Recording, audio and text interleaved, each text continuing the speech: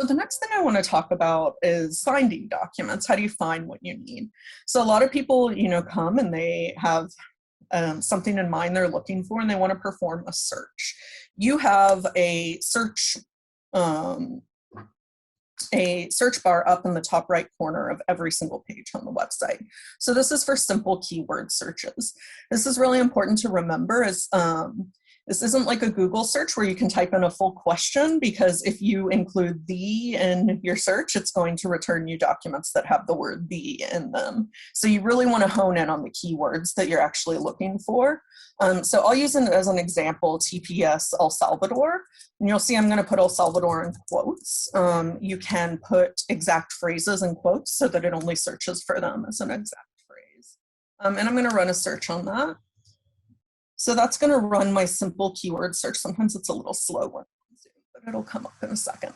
Okay. So here it is, and these are my results. So the first thing you're probably going to notice about my results is that I'm getting a document from 2015, a document from 2006. That's because by default, it is going to search by relevancy. So that's sort of an algorithm it uses of how many times the keyword is listed, how many people have clicked on that document, how often it shows up as a top search, those kinds of things. And perhaps I really want to see the recent stuff. I don't want to see the old stuff. I have the option here in this green box to sort by date so that it'll put the newest stuff at the top. But now what you're probably going to notice is that we're starting to see less relevant stuff because we got rid of the relevancy feature. These are documents that probably mention TPS, but they aren't specifically, about TPS. And so that's when we really recommend that you use these filters. Our search works best when you're running both keywords and filters on it. So I'm going to come in, and under Asylum and Protection, I have an option for TPS DED as a topic. So I'm going to click on that and hit apply. And now it's going to hone in, and now we're really only getting documents that relate to TPS and that have the keyword El Salvador in them somewhere.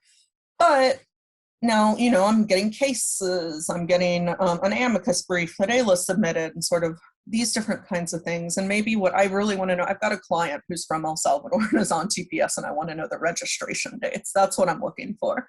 So that's in a Federal Register notice. So I can come down to the types part of the filters and click off the Federal Register regulations and notices and say, that's all I want to see.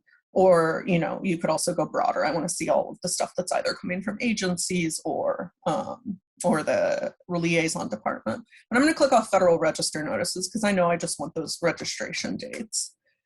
And I hit apply. And now it's really going to hone in, and I'm getting the notice about the extension of TPS documentation, information about the validity of documentation. So that's how, as you can see, we really hone in on what we're looking for with the filters. So I just want to encourage you, especially if you run a search and you're overwhelmed with the results that come back, to use those filters. And then as we alluded to at the beginning, you can save your searches. So if this is something that I'm going to want to refer to regularly in this green box, I have a Save My Search button. And I'm going to put in TPS El Salvador FR. And then I can either assign it to a folder. Fawn only has these 2 folders, which aren't relevant to my topic, or I can just leave it as is, and it'll just show up in the saved searches, but not actually be housed in a folder. Or I can create a new folder right here from this.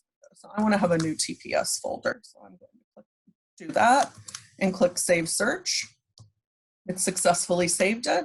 And then once again, I find that by coming up here, going to My Research. This is also accessible through My AILA and then clicking on the My Research tab. But to get to it directly, I come here and go to My Research. And I'm going to find it here in my saved searches. And if I click on this, it's going to run that search all over again. It's taking 1 second.